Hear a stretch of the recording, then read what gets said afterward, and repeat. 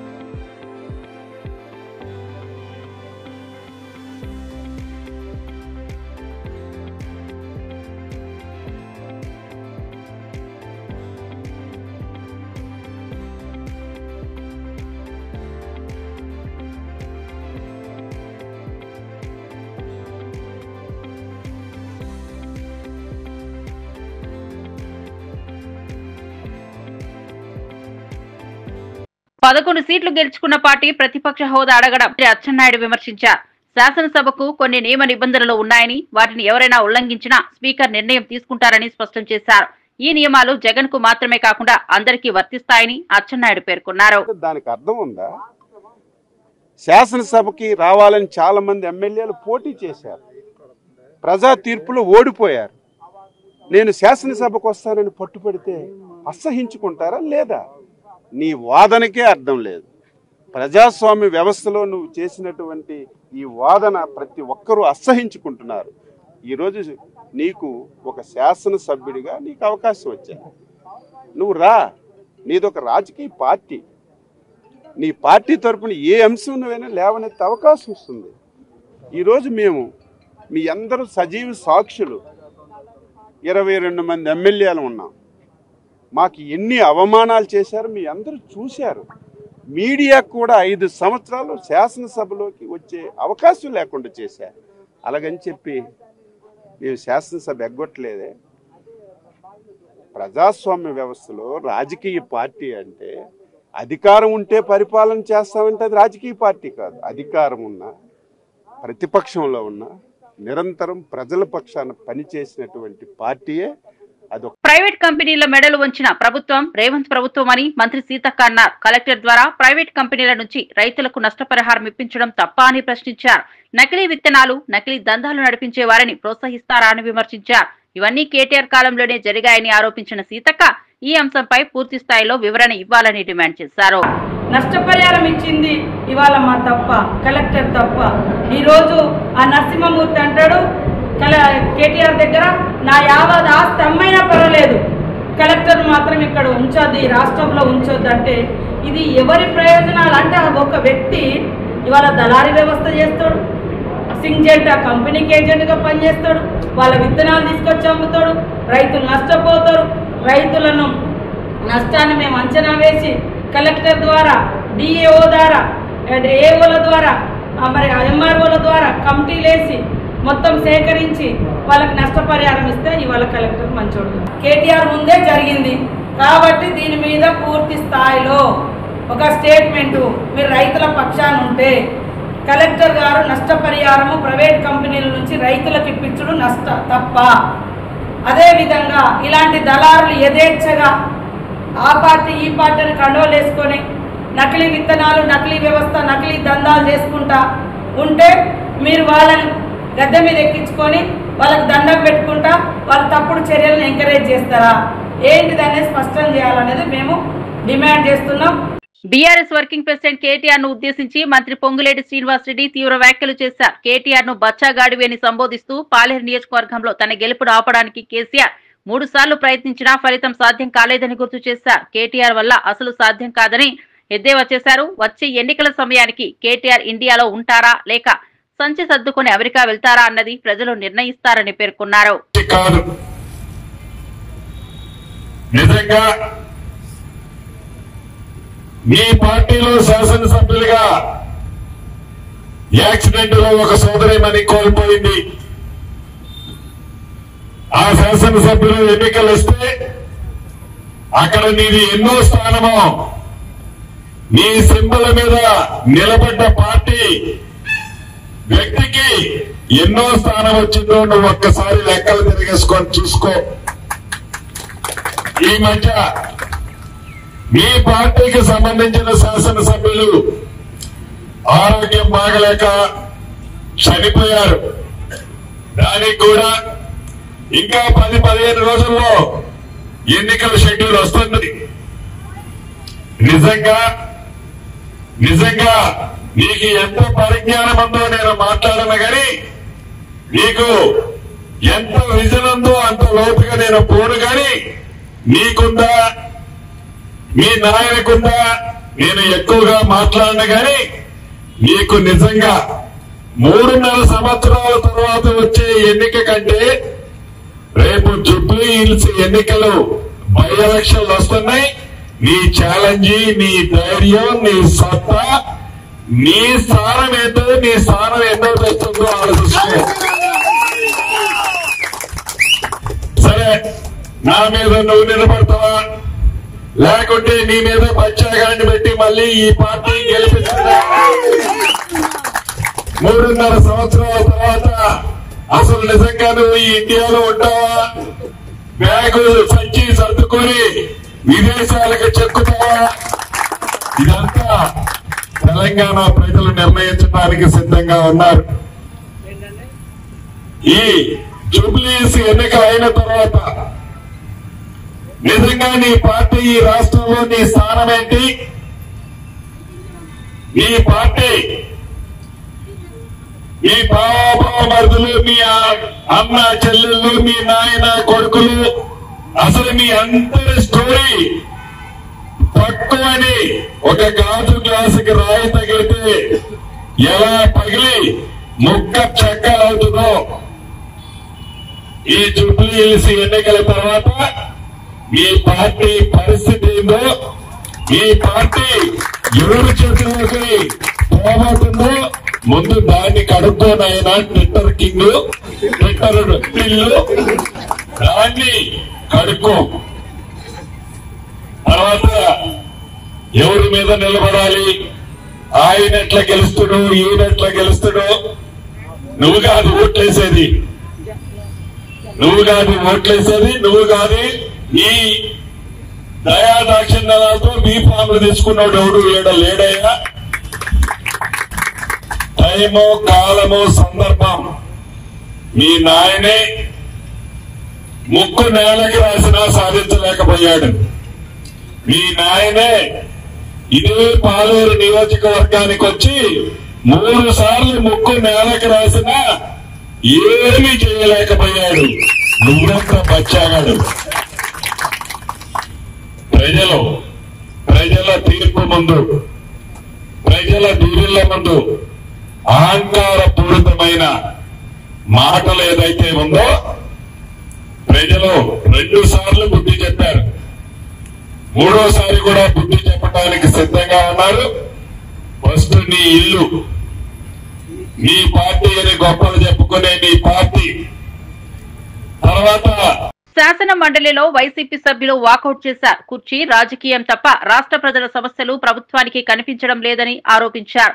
ముఖ్యంగా రైతులు అనేక ఇబ్బందులు ఎదుర్కొంటున్నప్పటికీ వాటి పరిష్కారానికి ప్రభుత్వం నిర్లక్ష్యంగా వ్యవహరిస్తోందని వైసీపీ ఎమ్మెల్సీ బొత్స సత్యనారాయణ విమర్శించారు. మన బాధ్యత ఆ బాధ్యతకి అంత మీరు పెద్ద మనసుగా మీరు బాధ్యత వహించినప్పుడు మళ్ళీ ఎందుకు మళ్ళీ సెక్రటరీకి మళ్ళీ జగన్మోహన్ మాజీ ముఖ్యమంత్రి గారి గురించి లేకపోతే ఉప ముఖ్యమంత్రి గారి గురించి లేకపోతే ముఖ్యమంత్రి గారి గురించి ఆ అంశం ఎందుకు వచ్చింది చర్చలోకి?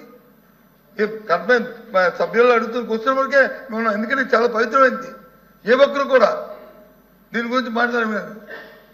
అంతా మరి మీకు వచ్చి ఈరోజు బాధ్యత లేకుండా ఈ విధంగా మాట్లాడడం సమంజసమా? చాలా దురదృష్టం అధ్యక్ష. ఈ చర్చ ఈ అవసరం జరగడం, ఈ ప్రజల మనోభావాలకు సంబంధించిన అంశం పూర్తిగా కూడా మేము దాన్ని ఖండిస్తున్నాం. మంత్రి గారు మాట్లాడే ప్రతి అంశాన్ని కూడా. ఈ నేపథ్యంలో దీన్ని పూర్తిగా ప్రభుత్వం బాధ్యత వహించాలి, మంత్రి గారు బాధ్యత వహించాలి. మరి మంత్రి గారు మాట్లాడిన బాధ్యత వహించాలని మేము డిమాండ్ చేస్తున్నాం, మా నిరసన తెలియజేస్తున్నాం. ఇటువంటి ఈ జరుగుతున్న ఈ పరిణామాల్లో మీ బాధ్యత కాకూడదని, ప్రజల మనోభావాలు దెబ్బతినకూడదని ఆ దేవదేవుడి మీద, అలాగే సంవత్సరంలో అప్పన్న దేవదేవుడి మీద మాకు మా వారి తాలూకా కరుణా కటాక్షాలు ఎప్పుడు ఈ రాష్ట్ర ప్రజలకు ఉండాలని, ఇలాంటి దుష్ట సాంప్రదాయాలు ఇలాంటి పరిస్థితులు జరగకూడదని చెప్పని మేము ఈ సభ నుంచి వాకౌట్ చేస్తున్నాం అధ్యక్ష. నమస్కారం అధ్యక్ష. నమస్కారం అధ్యక్ష.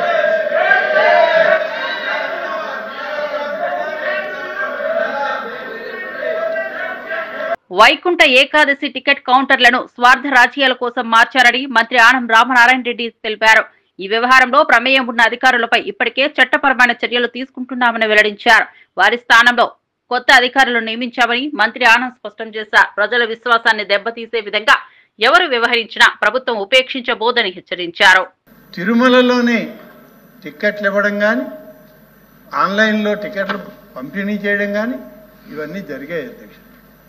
కానీ కొన్ని స్వార్థపర శక్తులు తిరుమల నుంచి వాళ్ళ స్వార్థ రాజకీయాల కోసం ఆ టికెట్ కౌంటర్లని కిందకు తెచ్చారు అధ్యక్ష.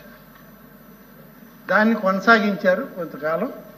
దానివల్ల సరే కొన్ని తప్పులు ఆ జరిగినటువంటి సంఘటన రోజున ఇది కూడా ఒక కారణమైంది అధ్యక్ష. వివరాలన్నీ సేకరించిన తర్వాత దీనిలో బాధ్యులైనటువంటి అధికారుల్ని ఎంపిక చేసుకొని ఎవరు దీనిలోని అప్పటికప్పుడే ఒక నిర్ణయం తీసుకోవడం జరిగింది. నిర్ణయం తీసుకున్న తర్వాత ఆడున్నటువంటి అధికారుల్ని వెంటనే రిలీవ్ చేయమని, కొంతమందిని చట్టపరంగా ప్రభుత్వ పరంగా చర్యలు తీసుకోమని గౌరవ ముఖ్యమంత్రి గారు ఆదేశాలు ఇవ్వడం, మా శాఖ ద్వారా ఆ ఆదేశాలని అమలు చేసే తీరులో ఉన్నటువంటి కొందరు అధికారులను సస్పెండ్ చేశాం, కొందరు అధికారులని అక్కడ రిలీవ్ చేశాం.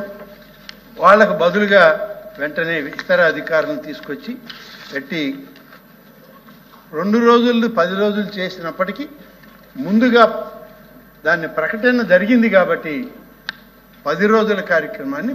తెలంగాణ రాజకీయాల్లో మాజీ మంత్రి ఎమ్మెల్యే ఈటెల రాజేందర్ సంచలన వ్యాఖ్యలు చేశారు. ఆత్మగౌరవం కోల్పోయిన తర్వాత ఏ పదవి వచ్చినా అది గడ్డిపోచుతో సమానమని స్పష్టం చేశారు. తెలంగాణ ఉద్యమ సమయంలో ఎమ్మెల్యే పదవిని గడ్డిపోచులా విసిరేసిన సందర్భాలను గుర్తు చేశారు. గత 20 సంవత్సరాల్లో 4 సార్లు ఎమ్మెల్యే కావాల్సిన తాము 6 సార్లు గెలిచామని తెలిపారు. ఆత్మగౌరవాన్ని కోల్పోయిన తర్వాత వచ్చేటువంటి ఏ పదవి గడ్డిపోతూ సమానం అనుకుంటున్నాను.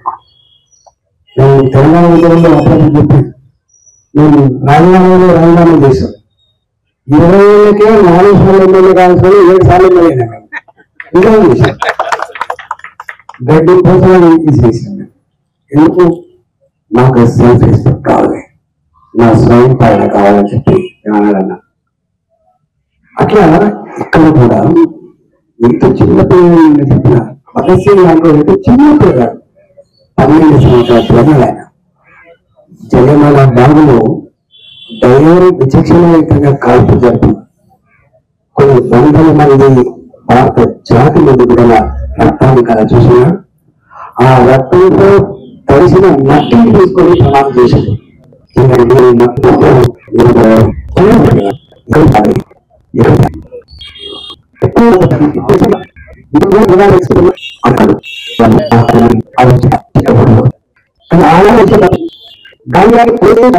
మంత్రి నారాయణ మాట్లాడుతూ వైసీపీ ప్రభుత్వం టిట్కో ఇళ్ల కేటాయింపులను తగ్గించిందని విమర్శించారు. గత 4 నెలల్లో కాంట్రాక్టర్లకు 280 కోట్లు చెల్లించామని వివరించారు. మొత్తం 51 ప్రాంతాల్లో ఇళ్ల నిర్మాణ పనులను మళ్లీ ప్రారంభించామని తెలిపారు.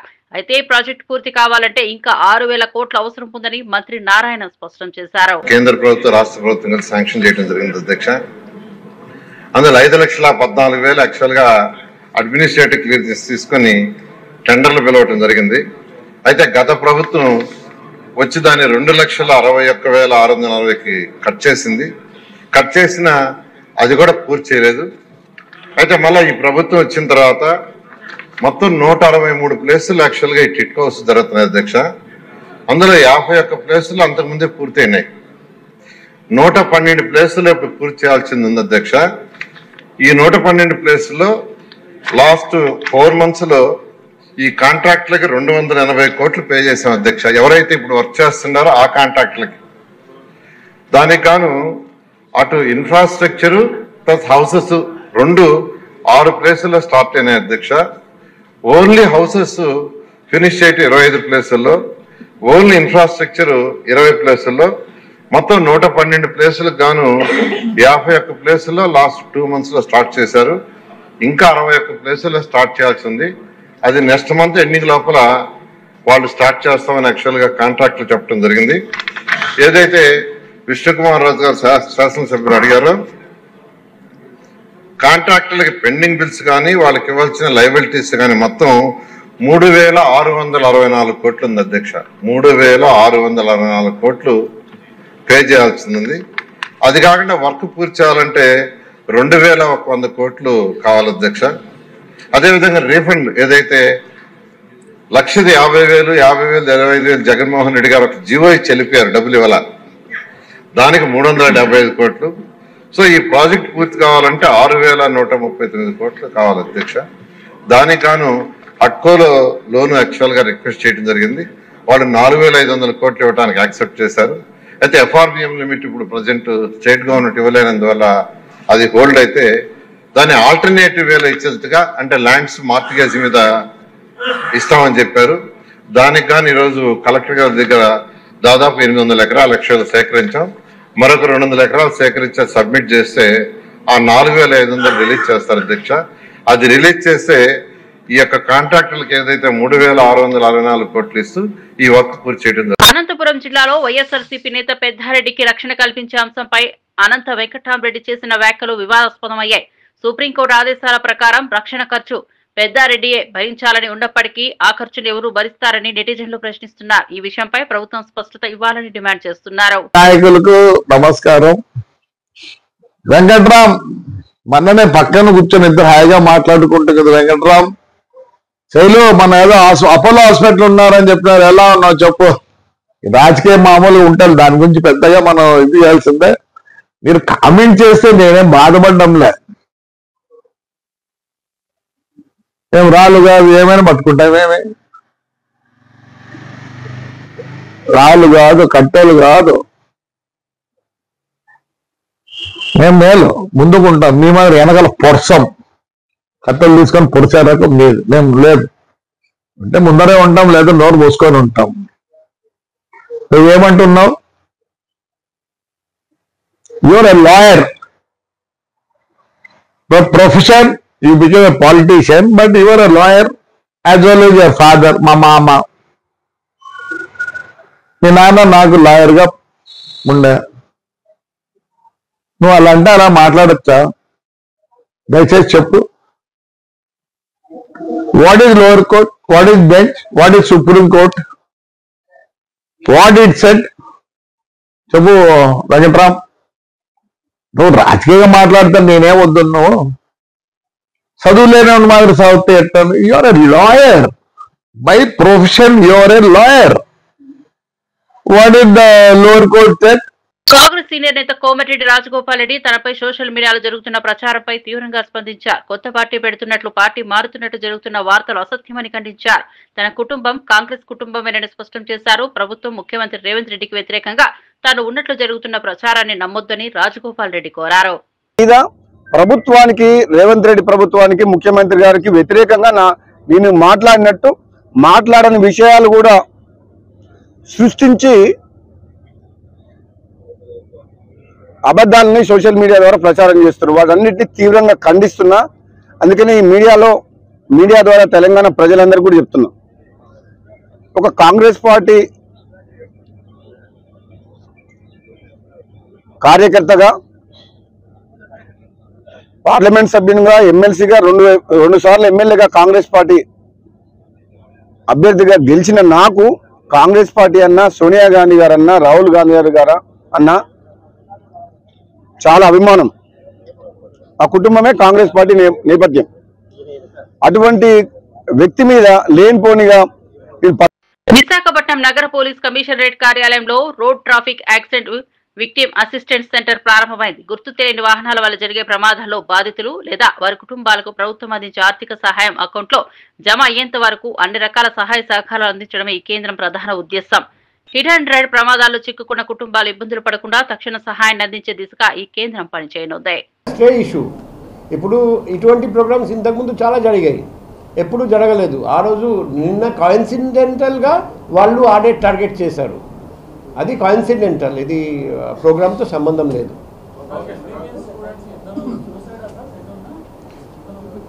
ఇప్పుడు ఫస్ట్ కేసు నేను డాడీతో మాట్లాడాను. ఆయన ఈరోజు వచ్చాడండి. ఆయన ఒక సూసైడ్ నోట్ పెట్టారు. ఆ సూసైడ్ నోట్లో ఆయన చెప్తున్నారు, ఈ ప్రపంచం నాకు నచ్చడం లేదు, అందుకే నేను భగవంతుడితో కలవడానికి వెళ్తున్నాం. తండ్రి కూడా నాకు కాల్ చేసి, నా అబ్బాయి చాలా స్పిరిచువల్ పర్సన్, అందుకే ఆయన సూసైడ్ చేశారు, నాకు ఎటువంటి అనుమానం లేదు, ఏం లేదని చెప్పారండి. సో రెండో కేసు పెండుర్తి నిన్న రాత్రి జరిగింది. అది కూడా ఎవరు ఇంతవరకు అనుమానం గురించి ఏం చెప్పలేదు.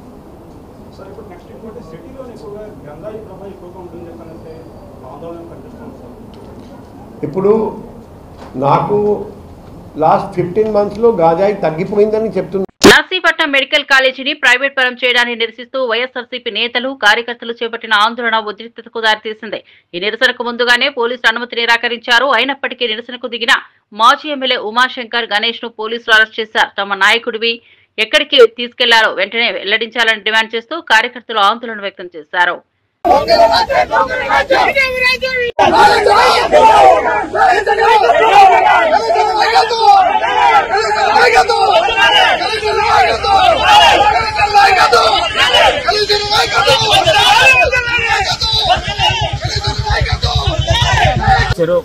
దాన్ని పీపీపీ విధానంలో మరి ప్రైవేట్ సంస్థలకు అందరూ కూడా ఇస్తున్న సందర్భంగా దానికి నిరసనగా ఈ రోజు వైఎస్ఆర్ కాంగ్రెస్ పార్టీ ఆధ్వర్యంలో మరి శాంతియుత నిరసన ర్యాలీ గాంధీ విగ్రహం వద్ద మరి పిలుపునివ్వడం జరిగింది. మరి అందులో భాగంగా మేమందరం కూడా శాంతియుత ర్యాలీ చేయడానికి, శాంతియుతంగా నిరసన తెలపడానికి మా తాలూకా ఉద్దేశాన్ని ఈ రోజు అసెంబ్లీ సమావేశాలు ప్రారంభించిన సందర్భంగా మా ప్రాంతంలో ఉన్న మరి ఏదైతే పేదలు ఉన్నారో మరి వాళ్ళందరూ కూడా న్యాయం చేయాలనే ఉద్దేశం మీద ఒక శాంతియుత నిరసన చేపట్టాం. మరి అందులో భాగంగా ఈ రోజు మరి అప్పటికే పోలీసులందరూ కూడా రావడం జరిగింది. వందలాది మంది పోలీసులందరూ కూడా వచ్చి మమ్మల్ని అందరూ కూడా అక్రమంగా అరెస్ట్ చేయడమే కాకుండా మరి వేరే పోలీస్ స్టేషన్లో తిప్పి ఈరోజు తీసుకొచ్చి రావడం జరిగింది. అయితే మేము ఒకటే అంటున్నాం, ఈరోజు మీరు ఎన్ని అక్రమ కేసులు కట్టినా సరే మాకు పర్లేదు. కాబట్టి మీ కోరేది ఏంటంటే ఈ రోజు మా ప్రాంతంలో ఉన్న మెడికల్ కాలేజ్ ఏదైతే ఉందో ప్రైవేటు పరంగా చేయడం వల్ల మా ప్రాంతంలో ఉన్న చాలా మంది, వేలాది మంది, కేవలం నర్సీపట్నం నియోజకవర్గానికి సంబంధించిందే కాదు ఇది చూస్తే మరి పాడేరు సంబంధించి 3 మండలాలు, ఇక్కడ పాయిగ్రాబాద్ నీళ్ళకి సంబంధించి, అలాగే చోడవరం నీళ్ళకి సంబంధించి ఎంతో మంది, వేలాది మంది అందరూ కూడా ఉచితంగా వైద్యం అందించే కార్యక్రమం చేస్తున్న సందర్భంలో ఈ రోజు ప్రైవేట్ వ్యక్తులకు అప్పచెప్పి మరి ఈ ప్రైవేటు ఏదైతే కార్పొరేట్ హాస్పిటల్ వైజాగ్ ఉందో ఆ విధంగా మరి వసూలు చేసి ఈ రోజు వ్యాపారం చేసే కార్యక్రమం చేస్తున్నారు. కనుక దీనికి నిరసనగా మేమందరం కూడా మరి ఎట్టి బస్సులు కూడా ప్రభుత్వ పరంగా ఏదైతే జగనన్న ప్రభుత్వంలో ప్రభుత్వ మెడికల్ కాలేజ్ శాంక్షన్ చేశారో దాన్ని కొనసాగించాలని చెప్పి మేము నిరసన ఇది మేము ఇప్పటికీ కూడా డిమాండ్ చేస్తున్నాం. ఈ ప్రభుత్వాన్ని ఇప్పటికైనా సరే ఏదైతే మీరు నిర్ణయం తీసుకున్నా నిర్ణయాన్ని వెనక్కి తీసుకోండి. లేని పక్షంలో రేపు రాబోయే రోజులు కూడా మరింత ఆందోళన కార్యక్రమం చేస్తాం. మీరు చేసే కార్యక్రమం ఏంటంటే కేవలం వ్యాపారస్తుల గురించి వ్యాపారం చేస్తున్నారు తప్ప ఈ ప్రాంతంలో ఉన్న మరి పేదల గురించి కానీ మధ్యతర కుటుంబాల గురించి ఎక్కడ చేయట్లేదు. మీరు వాళ్ళందరికీ కూడా ద్రోహం చేసినట్టుగా మేము భావిస్తున్నాం. ఎట్టి పరిస్థితుల్లో కూడా ఏదైతే ప్రభుత్వం నిర్ణయం తీసుకుందో పీపీపీ విధానాన్ని దాన్ని వెనక్కి తీసుకొని ఈ ప్రాంత ప్రజలందరూ కూడా న్యాయం చేయాలని చెప్పి మీ ద్వారా కోరుతున్నాం సార్. నమస్కారం.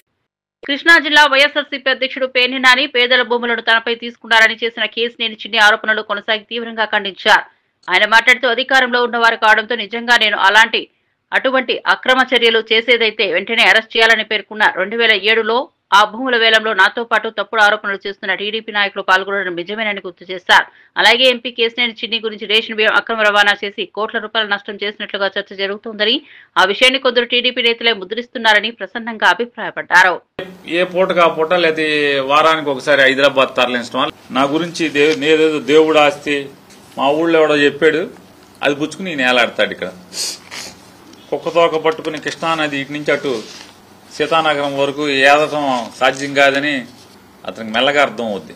135 మంది 2 లక్షల చొప్పున ఆక్షన్ జరిగితే దాంట్లో నేనెట్ట కొట్టేశానో మరి మీరు ఈ కృష్ణానది ఈ ఒడ్డు నుంచి ఆ ఒడ్డుకి లేదా ఇక్కడి నుంచి అక్కడికి ఈద్దాం అనుకున్నటువంటి ఆ సమాచారం ఇచ్చిన గోదావరి మీరు పట్టుకున్న ఆ తోక ఎవరిదో వాళ్ళు చెప్పాలి, అది పుచ్చుకుని బయలుదేరిన మీరు చెప్పాలి.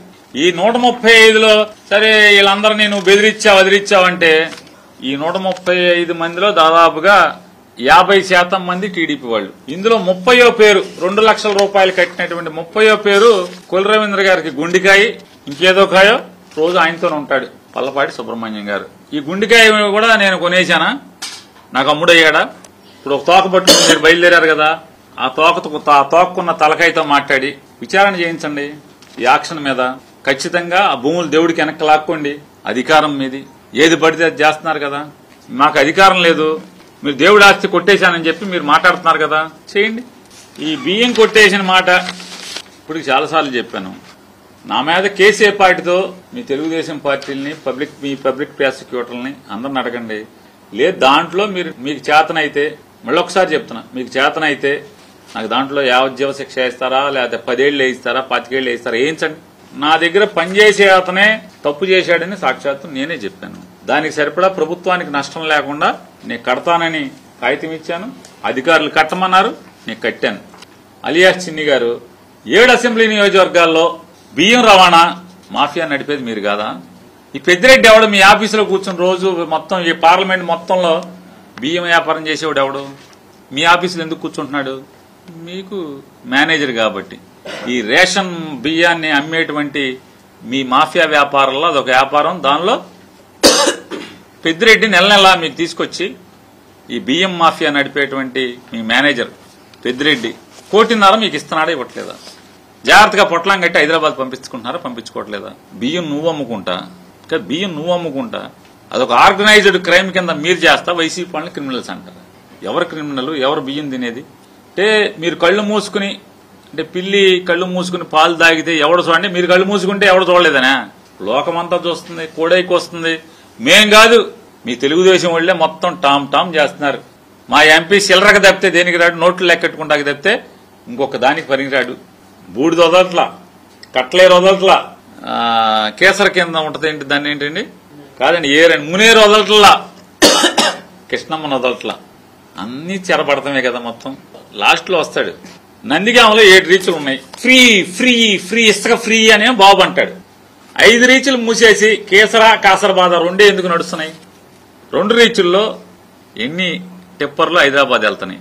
ఎవరో చెప్పడం 16 టైర్ల టిప్పర్ అంటున్నారు. అసలు అంత టిప్పర్లు ఇక్కడ ఎక్కడా లేవండి. ఇవన్నీ పోర్టులకి తోలుతాయి, పెద్ద అంత టిప్పర్లు వెళ్తున్నాయి. లారీకి 1,25,000 ట్రిప్పుకి రోజు ఒక ట్రిప్ పడుతుందంట. నందిగామని ఒక్క నియోజకవర్గం నుంచి 50 టిప్పర్లు రోజు హైదరాబాదు ఖమ్మం వెళ్తున్నాయా, వెళ్ళట్లేదా? బుడమేరు వచ్చేస్తుంది, మనం అర్జెంటుగా ఈ లారీలు పెట్టి ఇసుక పోసేసి మట్టి పోసేసి వీళ్ళందరినీ కాపాడాలనేంత ఆదుర్ద. దాన్ని మునిగిపోయేప్పుడు మాత్రం ఆదుర్ద లేదు, దీనికి మాత్రం ఆదుర్ద. ఇది బులెటిన్ అప్డేట్స్. మరో బులెటిన్ లో మళ్ళీ కలుద్దాం.